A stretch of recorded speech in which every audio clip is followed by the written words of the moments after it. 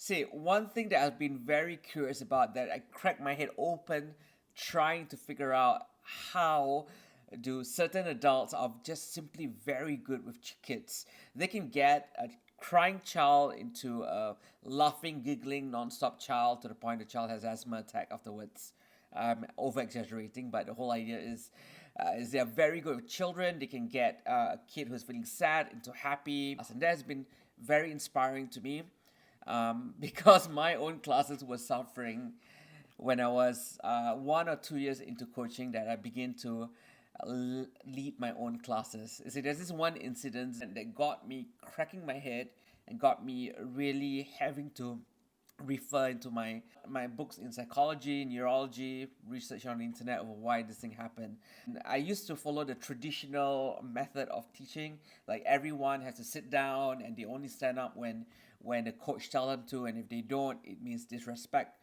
It means they are disrespecting me and they are like disobeying me, obeying me, and it was pretty bad. And you can imagine how boring it is to sit in one of my classes. And I had one kid who started crying for no reason at this point. And I did everything I could. I sat the class down, I stopped the entire class, and I spoke to the child for 15 minutes, around 10 to 15 minutes, and nothing worked. I did the whole consoling, I did the whole sitting down, I did the whole minor threatening of the child, don't do this, and he or she will not receive stamps. I think it was at the end of class, we always receive stamps for good job.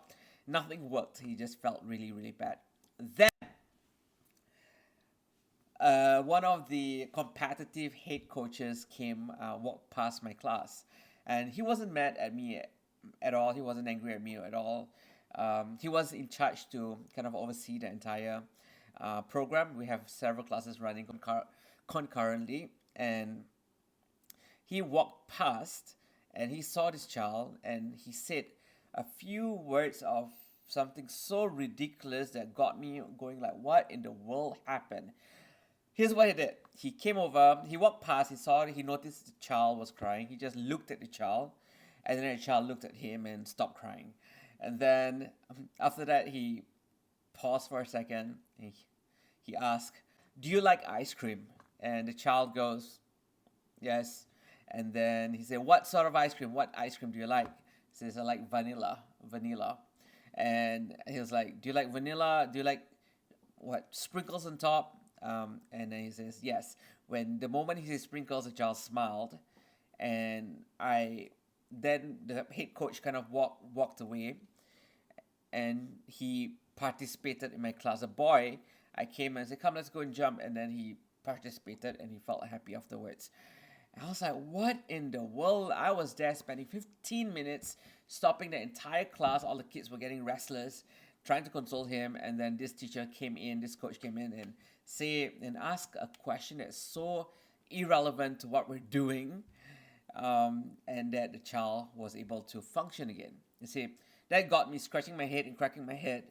That night itself, I had to sit down in a cafe with my coffee and type it out and exactly figure out and deconstruct what happened. And here's what happened. He basically he did a few things. One of the things I want to share in this video is that he came over, he looked at the child, and that's kind of, we call it pattern interrupt, where suddenly someone stares at you, you go like, what in the world, why are you staring at me? And then he asked a question that